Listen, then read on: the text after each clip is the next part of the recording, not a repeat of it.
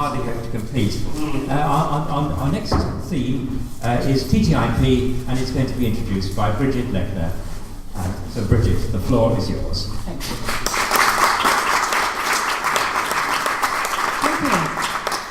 Thank you to the panel and to Stockport NHS Watch for the opportunity for asking an important question. The Transatlantic Trade and Investment Partnership, otherwise known as TTIP, is like NAFTA, the North Atlantic Free Trade Agreement between the US, Canada and Mexico, which promised a lot and delivered very little. TTIP is not about reducing tariff barriers, but about harmonising environmental, consumer safety or employment laws, converging on the lowest common denominator of very light touch US regulations. The investor protection part of NAFTA is the investor state dispute settlement, otherwise known as ISDS. It is embedded in TTIP and allows companies to sue governments for billions for any measures or regulations that impinge on profits or investments. Now, do investors need protection? Yes, but they do not need a parallel legal system, the so-called arbitration tribunal made up of corporate lawyers sitting in secret somewhere around the globe. But ISDS will do very nicely as a constant threat to legislators, such as you, good selves, should you be elected. As to TTIP and the NHS, I don't know what it amounts to at the moment because ambulances display the NHS logo but are operated by Arriva. Accountability is all over the place. What I do know is that parts already privatised will be subject to TTIP. I also know that the wish list for harmonisation is a kind of default list where everything is subject to TTIP unless it is marked for exclusion. So what is this NHS that some MPs say might be excluded? But here comes the death knell for the NHS. ISDS contains a clause which prohibits a return of privatised health services into public ownership. Now, people have been telling MPs they are worried about the impact of TTIP on the NHS. They're told, don't worry, the NHS will remain free and based on needs. This is a red herring, panel. What is at stake is the public status of the NHS, the accountability of government for the delivery of health services. TTIP will outlaw public subsidies. So what is at stake is the protection of the NHS from the unaccountable hand of the market, whose only goal is profit. MPs have no idea of what TTIP amounts to until it is done and dusted. They can then scrutinise it to their heart's content, but all they will be able to do is vote a yes or no to its entirety. TTIP is an affront to democracy and a mortal danger to the NHS. And here comes my question, panel. If elected, will you hand our NHS to unaccountable market forces, or will you reject TTIP, even if you are whipped to within an inch of your life? Thank you.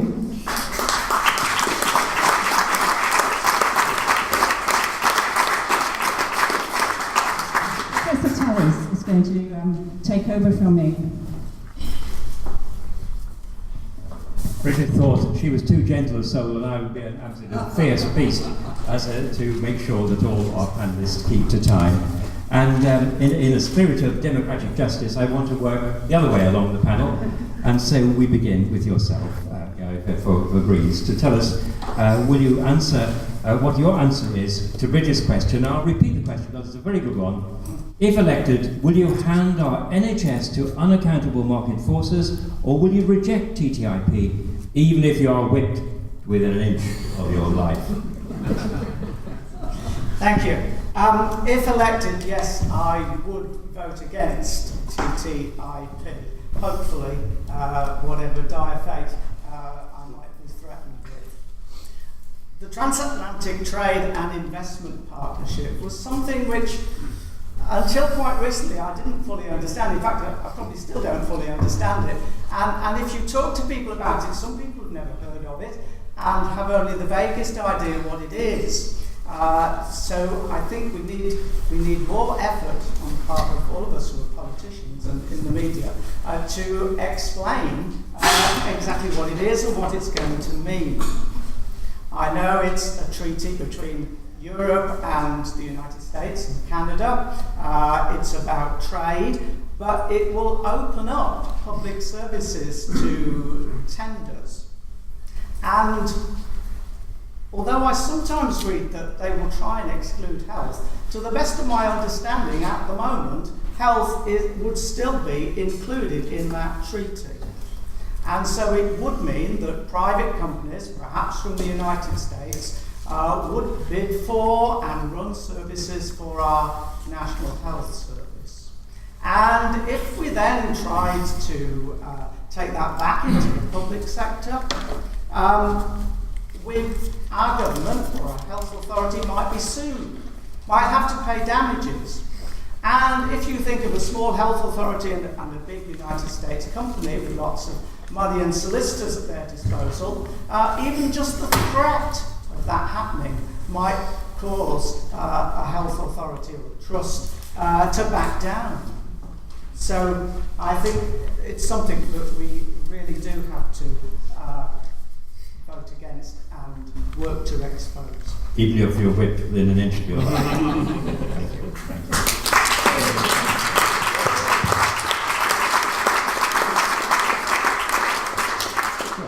What is your view on this? Right. My view, UKIP's view, is very simple. No.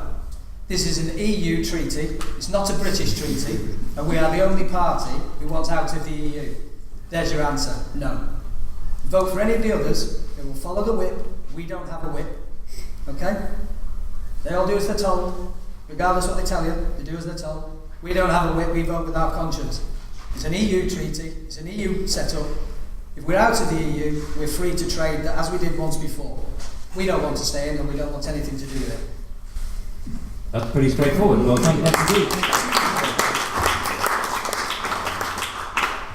John Pearson, left you. Thank you, Chair. Yes, I would reject TTIP.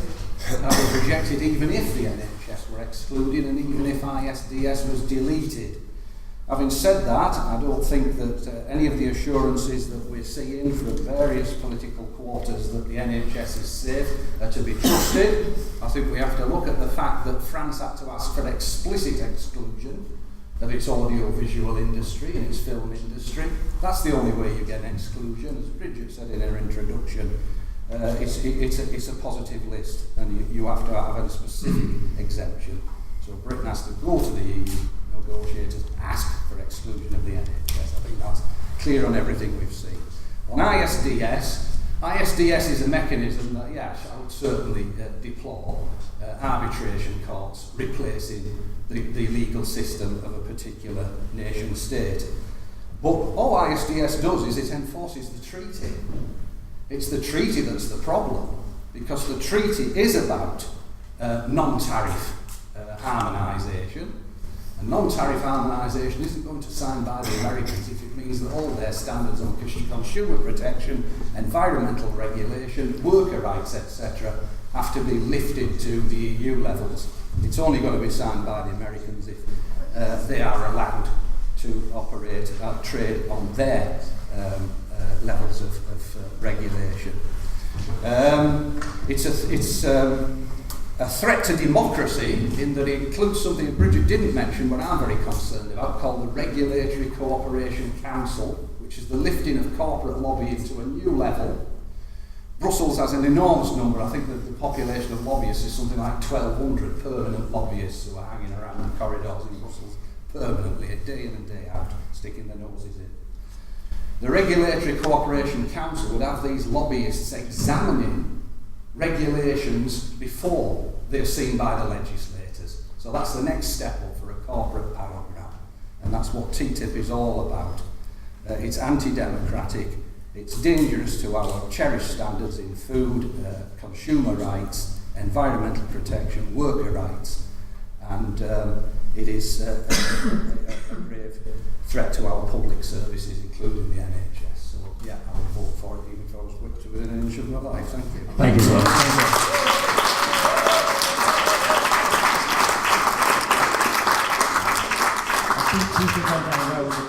Mary. Thank you. I've never been whipped, so I don't know what it will feel like. It doesn't sound like a pleasant experience, but in my view, Mark obviously would be the expert on this, having been a whip himself. But my view on this is that people have to just do what they think is right.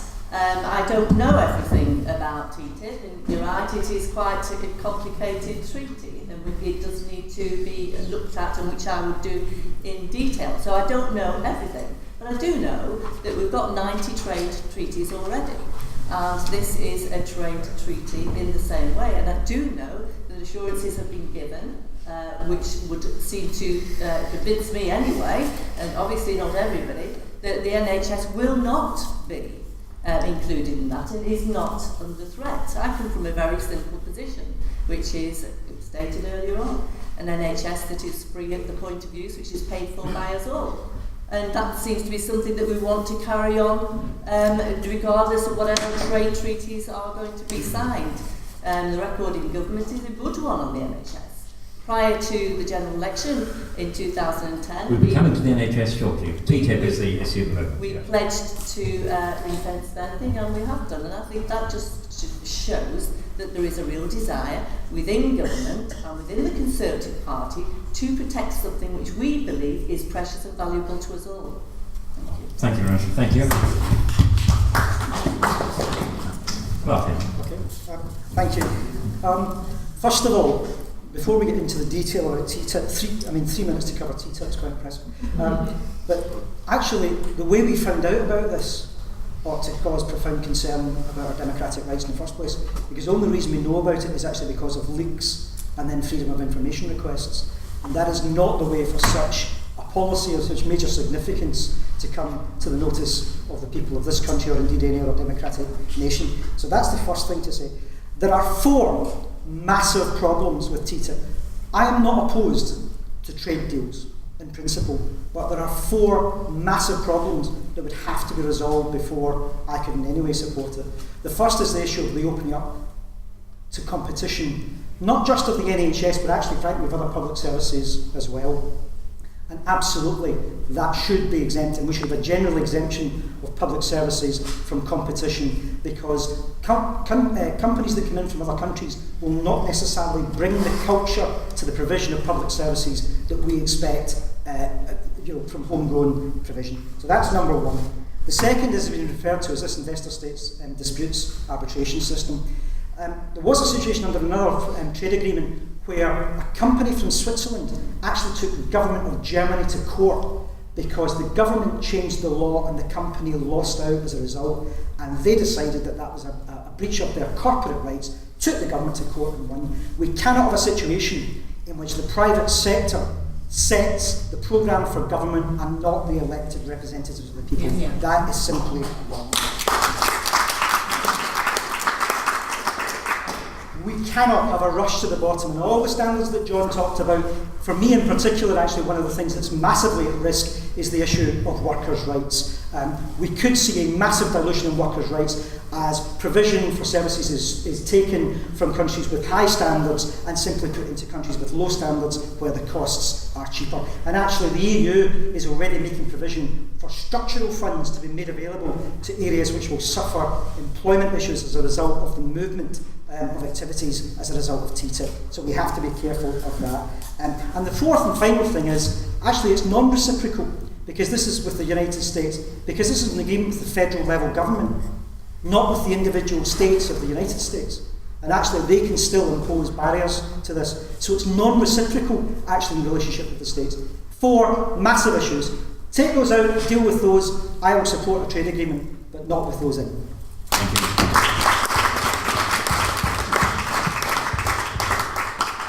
Mark. Thanks. I'm certainly not going to make the case for TTIP, but I think it's only fair to point out that the point of the Trade and Investment Partnership is actually designed to remove barriers in relation to individuals and businesses in the same way that EU legislation has done in many other issues. So that's the objective of it. But I do accept that there are lots of concerns about TTIP, and I do accept that we need to be particularly vigilant in relation to what it might do in relation to the National Health Service. But the key thing that I wanted to emphasise, which hasn't been touched on at all so far today, is this isn't going to be foisted on us, despite what some people seem to think. It requires the agreement, the unanimous agreement of 28 separate parliaments in the European Union if it's going to happen.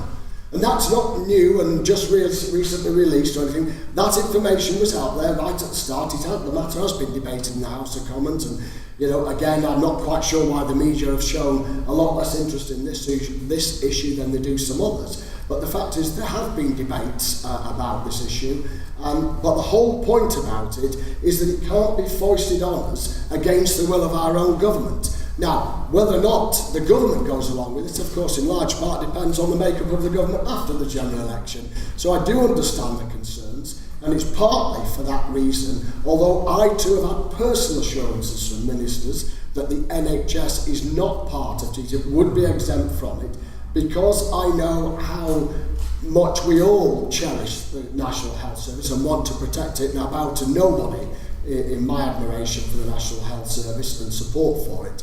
But because of those concerns, as the Stockport NHS Watch people are aware, if not everybody in the room, I did recently sign the petition calling for the NHS formally to be made exempt from it. Because I don't think, with an issue as important as the National Health Service, we take any chances at all. But I almost feel I ought to point out the whole point of TTIP is not, as far as I can see, some Machiavellian plot to undermine the National Health Service in this country and other institutions that we hold here. It was actually designed to try and remove some of the trade barriers, and the official estimates say this could be worth £10 billion a year to the UK economy. That's what I'm not saying they're right, I'm just trying to be even-handed in this, and that is what the official estimates say.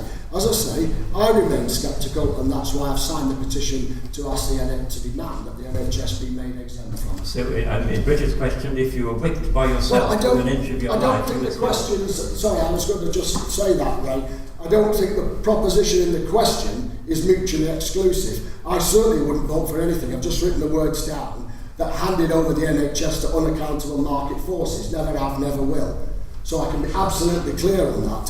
Voting against TTIP, I think, is a slightly different proposition. But given the caveats I've said about exempting the NHS and given our focus on it, I think that will, hope, do from me for now. And obviously TTIP is something that is going to have to be reviewed in the next Parliament. Thank you very much indeed. Thank you.